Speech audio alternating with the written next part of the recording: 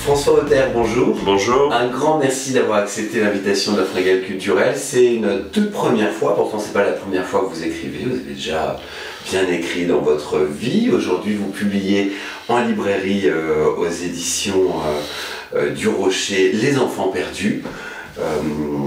Alors dans ce livre vous parlez de parents qui sont tous à la recherche de leur enfant, mais ils sont plutôt grands les enfants.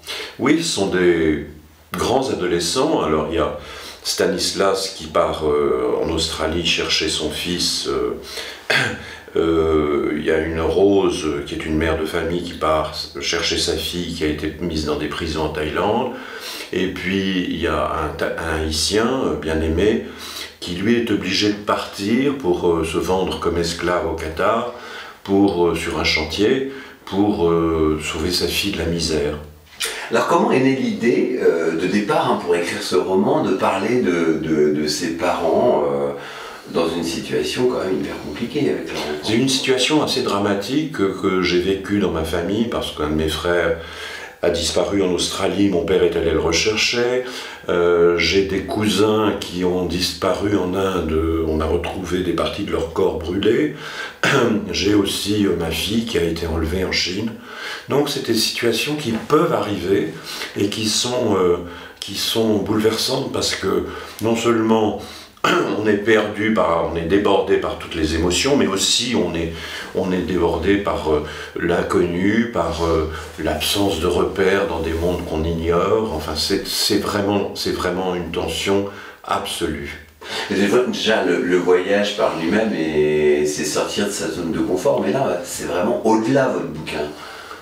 Voilà, alors je les ai fait tous presque atterrir juste en dessous à 40 000 km en Australie parce qu'on ne pouvait pas aller vraiment plus loin, je ne pouvais pas les emmener en Alaska. Sponsor de la Terre. Oui, absolument. Et donc là, ils sont confrontés à eux-mêmes. Alors, évidemment, il y a le voyage, tout ça se passe entre Biarritz, Strasbourg, Port-au-Prince, Bangkok, Hong Kong, Phuket, et puis l'Australie, et puis la Nouvelle-Zélande. Ils sont des pays que je connais tous, évidemment, où j'ai beaucoup travaillé. Alors il y a toute une partie de reportage parce que tous les faits sont réels. Tout ce dont je parle sur l'esclavage, par exemple, en 86, j'avais eu un prix Albert Londres pour mon travail sur l'esclavage. Ça s'est énormément développé, l'esclavage, depuis. Les manœuvres des financiers pour piquer des grandes entreprises, les démembrer, ça, c'est le travail de Rose. Et ça, c'est un constat qu'on peut faire aujourd'hui dans la vie quotidienne. Et puis, la pauvreté de bien-aimé et son exode vers le Qatar, c'est quelque chose aussi absolument affreux, qui est vraiment ancré dans les faits. Ça, c'est mon travail un peu, j'allais dire, mon chromosome de reporter. Et puis après, il y a le travail sur le caractère des gens. Et je pense que le grand message de mon livre, c'est que on est ce que l'on offre aux gens, on n'est pas ce que l'on a, on est ce qu'on donne aux gens. Et c'est ce que je veux montrer dans ce livre, c'est que notre humanité, elle est dans le don. Voilà.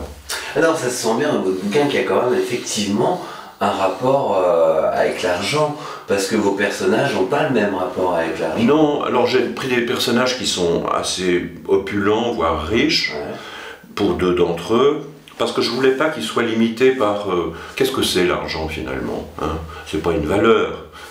Aucun d'entre nous ne pense qu'on n'est pas américain.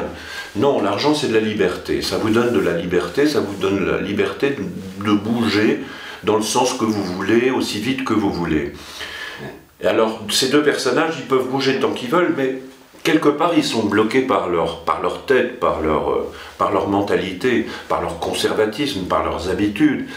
Et c'est là qu'ils vont être torturés, obligés de bouger complètement. Et puis un troisième personnage, bien aimé, le Haïtien.